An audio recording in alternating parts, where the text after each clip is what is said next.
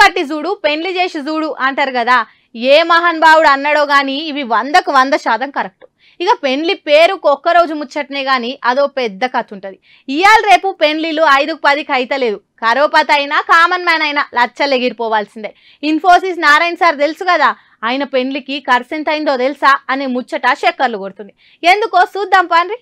IT రంగంలో భారతదేశ ఇజ్జతిని దునియా మొత్తం సాటిన దాంట్లో ఇన్ఫోసిస్ మూర్తి సార్ ఒకరు. ఈ ఇన్ఫోసిస్ ను షురూ చేసిన మొదట్లో ఆయన పడ్డ కష్టం మామూలు కష్టం కాదని అంటుంటారు. నిజంగా అప్పట్లో ఎటువంటి కష్టాలు ఉంటుండేనో ఏమేమి ఆపదడ్డం వచ్చేదో ఈ నడుమ ఇంటర్వ్యూలో చెప్పిరట.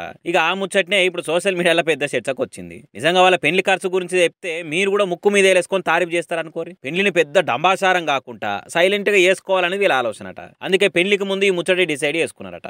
ఇద్దరు చెరో 400 రూపాయలు వేసుకొని కథ మొత్తం కానిచ్చేసిరట. అంటే వీళ్ళ పెళ్లి ఖర్చు అయింది మొత్తం కలిపి 800 రూపాయలు అన్నమాట. అంతేకాదు వీళ్ళ పెళ్లికి వచ్చిన చుట్టాలు కేవలం 7గురేనట. గమ్మత్ లేదు. లగ్గం టైంలో నారాయణమూర్తి సార్ కుటుంబ సభ్యులు 300 రూపాయలు ఇస్తామని, చీర కావాలన్నా పుస్తల తాడు కావాలన్నా అడిగిరట. అప్పుడు సుధామూర్తి మేడం పుస్తల తాడే కావాలని చెప్పిందట. ఇక సప్పుడు జీలకర్ర బెల్లం పెట్టుకోరి అని పంతులు సప్పుడు చేయగానే అర్ధగంటలు ఎక్కడదక్కడ అయిపోయిందట. అప్పట్లో మూర్తి సార్ దగ్గర నిజంగా పైసలు లేకపోయేదట. అందుకే ఏదున్నా సుధా మేడమే భరించి మూర్తి సార్కు సమస్య రాకుండా చూసుకునేదట. అసలు మూర్తి సార్ ఇప్పుడు తోపులకే తోపు బిజినెస్ మ్యాన్. ఇంకా వాళ్ళ అల్లుడే ఓ దేశానికి ప్రధాని అంటే మామూలు ముచ్చట్నా చెప్పురి. ఇన్ని పైసలు పెట్టి ఎంత ఆడంబరంగా పెళ్లి చేసుకున్నాం అన్నది కాదన్నాయి, పెళ్లి అయిందా లేదా హ్యాపీగా ఉన్నామా లేదా అనేది ముఖ్యమని ఇగో ఆదర్శ లగ్గాన్ని చూసి నేర్చుకోవాలని కామెంట్లు చేస్తూ చూసిన వాళ్ళు.